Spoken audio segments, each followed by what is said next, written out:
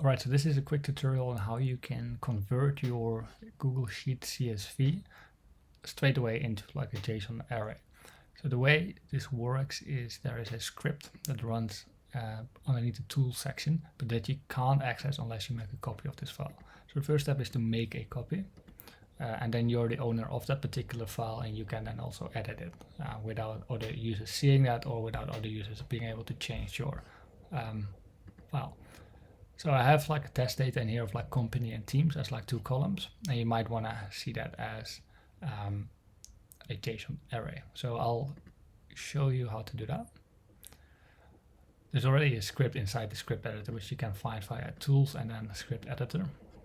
What this basically does is it identifies the ranges of the sheet that are filled in, and then it takes all the values stored as under the values variable.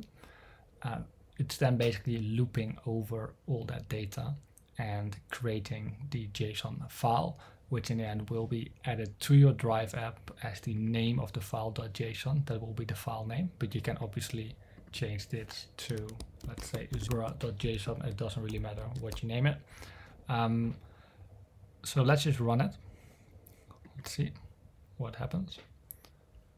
Review permission, so you just have to give your sheet access to the script so that you can actually edit and read the data. So allow that.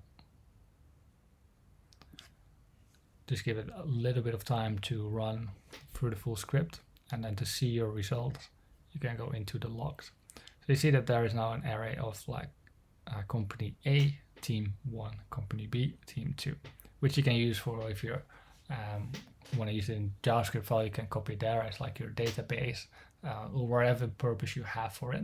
You can also manipulate this script now that you kind of have the basics to write your JSON in a different format. Just let me know, ask a question in the forum, and we can help you out with that. But basically, give it a go, change the data in here, have a look into your logs whether it looks right, and then you can find the file within the Drive. All right, let me know if you have any questions or what you think of this.